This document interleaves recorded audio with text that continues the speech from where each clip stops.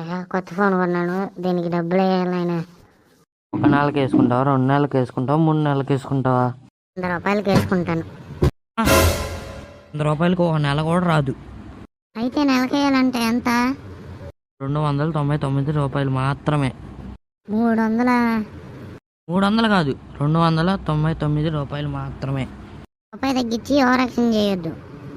ఎంత డబ్బులు వేసేసి మిగతా చిల్లరి వచ్చింది చూడు. ఏంది 10 రూపాయలు ఎక్కువ ఎత్తేసుకున్నావు? ఊరికే చేస్తానండి రీఛార్జ్. నయా డబ్బులు ఏంట్రా ఎలా వచ్చావు? ఫోన్లో రీఛార్జ్ అయిపోయింది నాన్న. అదేంటి నెల వచ్చింది కదా, ఇంకా 2 రోజులు ఉంది కదా.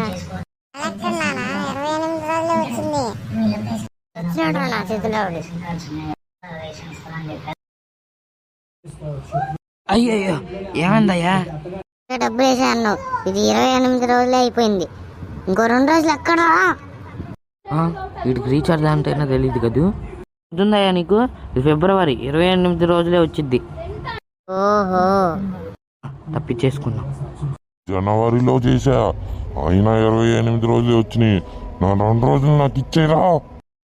నువ్వు అందరిని ఎట్టాగే మోసం చేస్తున్నావారా?